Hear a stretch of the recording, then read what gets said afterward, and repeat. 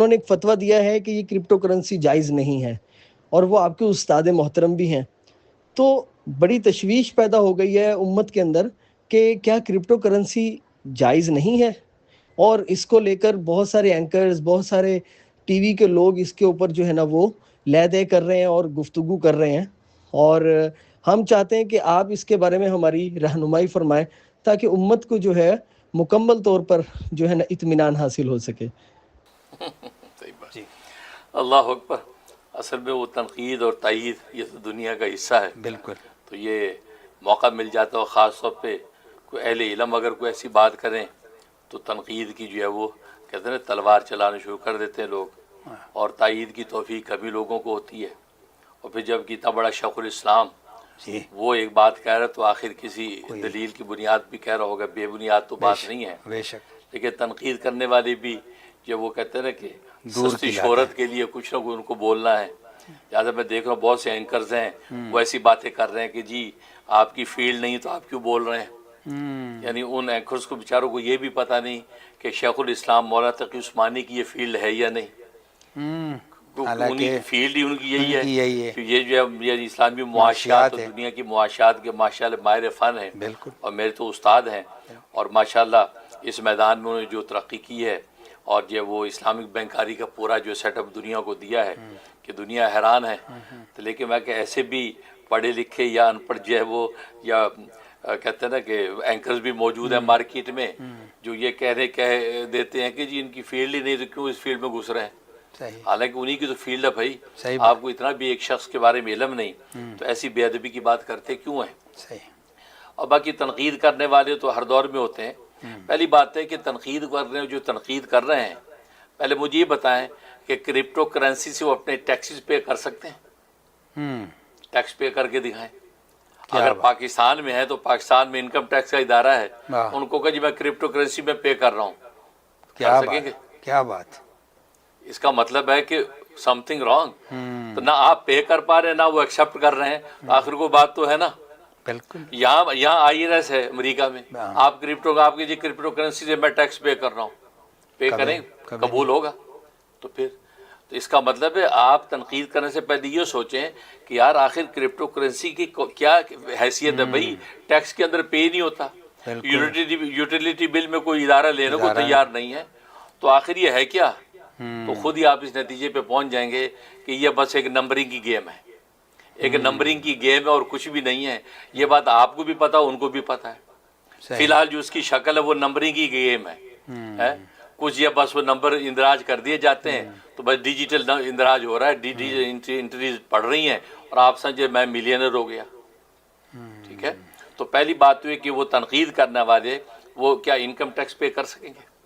یا government of Pakistan اگر اس کو پروموٹ کر رہی ہے تو یا گورنمنٹ پاکستان ان جو انویسٹر کی ٹیکس جو ہے اس سے وصول کر لے گی؟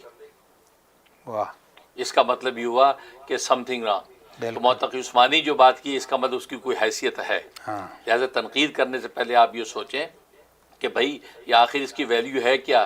انکم ٹیکس میں تو کوئی قبول کرنے کو تیار نہیں اس کرنسی کو، یوٹیلیٹی بل میں کوئی لینے کو تیار نہیں، تو آخر یہ کیسی کرنسی ہے بھائی؟ اس کا مطلب آپ انٹرنیٹ پہ بس یہ کہ نمبرنگ کی گیم کر رہے ہیں، ایک سٹے بازی چل رہی ہے اور ہے کیا. ٹھیک ہے. پہلی بات تو یہ.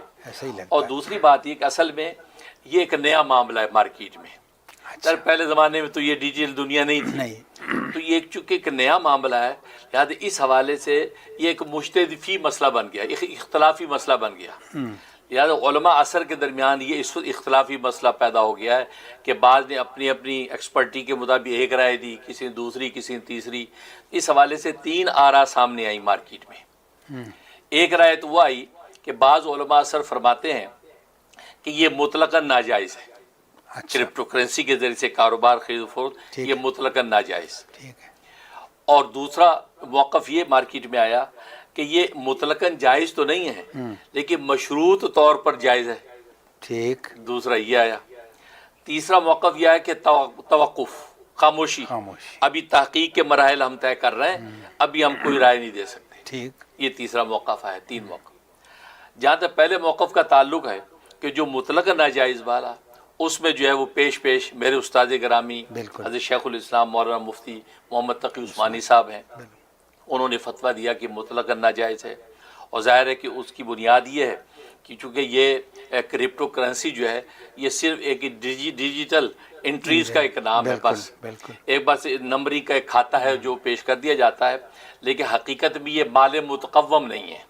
اچھا، تو کسی بھی خرید و فروخت کے لیے جو چیز بیچی خریدی جا رہی وہ شریعت کی روشنی میں مال ہونا چاہیے، ٹھیک، جیسے سونا ہے، چاندی ہے، کرنسی ہے، روپے، تو یہ کوئی مال نہیں ہے، اور مال بھی ایسا نہیں، مال متقوم نہیں ہے کہ اس کی کوئی قیمت لگتی ہو مارکیٹ میں، کوئی اس کو حیثیت دیتا ہو، بالکل، لہٰذا یہ چونکہ مال متقوم نہیں ہے، پہلی بات، اور دوسری بات یہ ہے کہ اس کے پیچھے کوئی ایسیٹس نہیں ہے، کوئی بیس نہیں ہے، کوئی حقیقی اساس سے اس کے پیچھے نہیں ہے کہ جس کی یہ نمائندگی کر رہے ہیں۔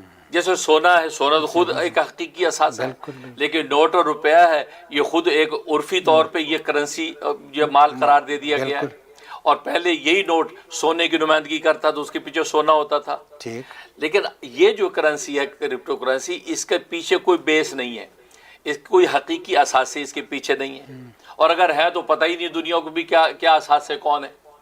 اور تیسری بات یہ کہ دنیا کی کوئی حکومت بھی اس کی جو ہے اس کو اون کرنے کو تیار نہیں ہے، کوئی سرپرستی کسی حکومت وقت کی نہیں ہے۔ یہ مارکیٹ میں ایک چیز چل رہی ہے انٹرنیٹ کی دنیا پہ، لیکن کوئی بھی نہ امریکہ، یورپ جیسی دنیا، چین جیسی دنیا جو معاشیات کے آسمانوں پہ، لیکن کوئی بھی اس کے اوپر سر پہ ہاتھ رکھنے کو تیار نہیں ہے۔ تو پھر آپ کس بیس کے اوپر اس کو کرنسی قرار دے رہے ہیں، کس بیس پہ آپ اس کو جو مارکیٹ کے اندر لا رہے ہیں؟ اس لیے موتقی عثمانی صاحب کا موقف یہ ہے چونکہ مال نہیں ہے اور پھر اس کے پیچھے کوئی ایسیٹس نہیں ہے، لہذا کوئی حکومتی سرپرستی بھی نہیں ہے، لہذا یہ جو ہے بالکل اس کے ساتھ خرید و فروخت کرنا ناجائز ہے۔ بھلے یو ایس ڈی ٹی جو ہے وہ ہو، یا یہ کہ دیگر جو ہے نا وہ کرپٹو ٹوکنز وغیرہ کسی بھی شکل کی جو کرنسی ہے، ان فرمایا سب کے سب ناجائز، یہ حضرت کا یہ فتویٰ۔ دوسرا موقف جو ہے وہ علماء عرب میں سے بعض علماء کا ہے، اور اسی طریقے سے مغربی اسلامی مالیاتی محققین بعض ہیں، ان کا یہ موقف ہے، وہ یہ کہتے ہیں کہ اصل میں ہر کرپٹو کرنسی ایسی نہیں ہے کہ اس کے پیچھے حقیقی اثاثے نہ ہوں، لہٰذا ہر کرپٹو کرنسی کی الگ الگ نوعیت ہے، لہٰذا یہ دیکھا جائے اگر کسی کرپٹو کرنسی کے پیچھے حقیقی اثاثے ہوں اور وہ انویسٹر جو آپس میں لین دین کر رہے ہو اس کو مال کی حیثیت سے قبول کر رہے ہوں تو اس کو جائز ہونا چاہیے۔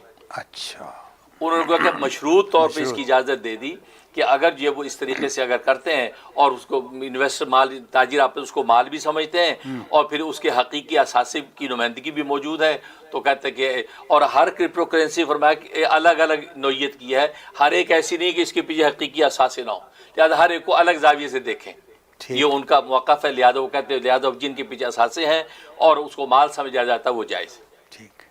تیسرا موقف جو ہے جیسے مجمع الفقہ الاسلامی الدولی ان کا ہے یا اور بہت سے علماء عرب کا ہے، وہ یہ کہتے ہیں کہ توقف، خاموشی، اس لیے کہ بہت ساری کرپٹو کرنسیز مارکیٹ میں ہیں، لہذا ہر ایک کو الگ الگ نظر سے دیکھا جائے کہ کس کے پیچھے حقیقی اثاثے ہیں، کس کے پیچھے نہیں ہیں، یا کوئی صرف نمبرنگ کی گیم ہے یا کسی کے پیچھے کوئی حقیقی کوئی ایسیٹس ہیں، یہ اس کی تحقیق کی ضرورت ہے۔ لہذا ابھی ہم اس پر کوئی جو ہے وہ جامع حکم نہیں نافذ کرتے جب تک ہم پوری تحقیق نہ کر رہے ہیں۔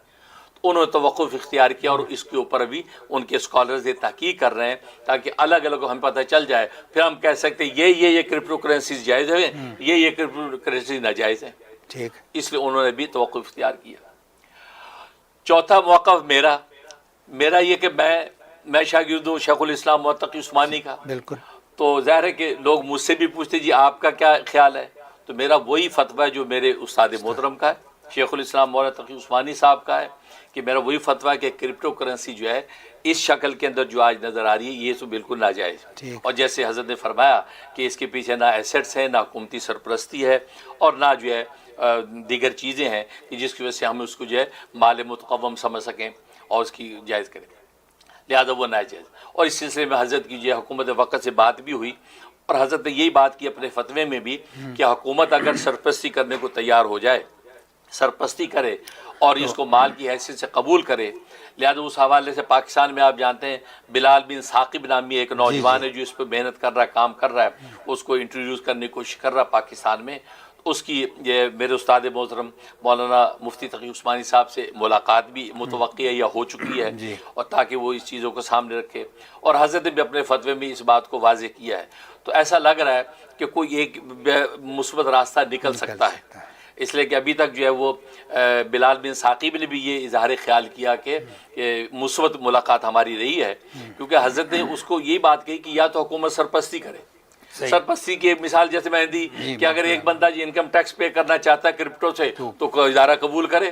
اس کا مطلب آپ اس کو اون کر رہے ہیں تو کوئی اعتراض نہیں، کیونکہ جو چیزیں اس میں قدغن لگا رہی ہیں ہم اس کو مائنس کر دیں گے تو چیز حلال ہو جائے گی. ٹھیک ہے، کیونکہ امرود تو حلال ہے، کیڑے والا امرود حرام ہے نا. تو کیڑے والا امرود حرام ہے. امرود تو کہنے کا مطلب حضرت کا یہ مطلب نہیں ہے کہ خدا نہ خواستہ وہ یہ معاشی ترقی کے دشمن ہے. وہ یہ کہتے ہیں معاشی ترقی کے اندر جہاں کیڑے ہیں غیر شرعی طور پہ تو ان کو نکال دیا جائے. ان میں ایک یہ کہ اس کو مال تسلیم کر لیا جائے، تو حکومتی سرپرستی موجود ہو، ٹھیک ہے نا. تو جو مال متقب اور اس کے پیچھے ایسٹس ہوں تو نتیجہ کیا ہوگا؟ تو وہی فتویٰ جس کو آپ ناجائز آج کا وہی فتویٰ جائز ہو جائے گا. اس سلسلے میں ماشاءاللہ جیسے حضرت شیخ الاسلام کی بینکاری کے حوالے سے خدمات ہیں، اس کرپٹو کے حوالے سے انشاءاللہ وہ ان کی عظیم خدمت بھی سامنے آ جائے گی. اس حوالے سے انشاءاللہ کامیابی کو امید ہے. اب اس فتوے کو تسلیم کرنے کے ساتھ ساتھ ایک چھوٹی سی رائے میں دینا چاہتا ہوں انویسٹرز کو. وہ رائے یہ ہے کہ جو لوگ آلریڈی اس میں انویسٹ کر چکے ہیں اور اس کے اندر جو انویسٹ کر کے بہت آگے تک جا چکے ہیں، ملین اور بلینئر بن چکے ہیں، بالکل، تو وہ بھی مجھے بہت یہاں امریکہ میں لوگوں نے رابطے کیے ہیں اور کہ بھی کیا کریں ہم تو اگر ہم اس کو ختم کرتے ہیں تو ہمیں تو اتنا بڑا نقصان ہے کہ ہم تو روڈ پہ آ جائیں گے، کیا کریں. تو اس لیے میں یہ مشورہ دینا چاہتا ہوں کہ ابھی وہ اس کو ختم کرنے میں جلد بازی نہ کریں. میں اس فتوی کی وجہ سے ایک دم یہ نہ ہو کہ سب تل پر چھٹ کر دیں. اس لیے کہ ایسی معاشی خودکشی یہ بھی اسلام کی اجازت نہیں ہے کہ آپ اپنے آپ کو معاشی طور پر بالکل روڈ پہ لے آئیں. ابھی آپ انتظار کریں اور اپنا جو کام اس کو جاری رکھیں کرتے رہیں. جیسے کیونکہ ظاہر ہے آپ اس دلدل میں پھنس گئے ہیں، اب آپ چلتے رہیں. یہ نہ ہو کہ ایک دم آپ اچھلنے کی کوشش کریں، مزید دھنسیں گے. نتیجہ یہ ہے کہ آپ کو مالی بہت بڑا نقصان ہوگا. لہذا آپ چلتے رہیں. اور ادھر جو آپ دیکھ رہے ہیں کہ حکومتیں یہاں تک خود امریکہ کے اندر بھی ایسی آوازیں اٹھ رہی ہیں کہ حکومت وقت جو ہے وہ بھی اس کی سرپرستی کرنے کو تیار ہے. پھر پاکستان کے اندر جیسے حضرت سے ملاقاتیں ہو رہی ہیں تو وہ حکومتیں اس کو جو ہے سرپرست کرنے کو تیار ہیں. تو جب یہ مثبت طریقے پہ ایک راستہ نکل آئے گا تو نتیجہ کیا ہوگا؟ آپ کا کاروبار حلال ہو جائے گا. آپ اسی موڈیفیکیشن کے ساتھ اپنے کاروبار کو ٹرن کر دیں، بجائے اس کے کہ آپ ایک دم جب وہ کہتے ہیں کوڑیوں کے دام میں بیچیں. جب بیچیں گے تو نیچے کہ آپ یہ آج بلینئر بنے ہوئے ہیں تو آپ تو کسی کام کے نہیں رہیں گے. اس لیے ان حضرات تو میرا مشورہ ہے کہ جو آلریڈی اس کے اندر انوالو ہیں وہ جلد بازی نہ کریں، وہ اپنے کام میں لگے رہیں. اور جو بھی ہے ظاہر ہے کہ یہ ایک مختلفی معاملہ ہو گیا، اختلافی مسئلہ ہو گیا ہے، اور آپ نے جب اس کو اختیار کیا آپ نے جائز سمجھ کے شروع کر دیا اور اپنا جو ہے مال پیسہ لگایا. لہذا آپ جلد بازی سے نکلنے کی کوشش نہ کریں بلکہ اس میں لگے رہیں. جیسے موڈیفیکیشن ہوتی ہے اور حضرت کی ملاقاتیں ہو رہی ہیں پھر اس گائیڈ لائن کے مطابق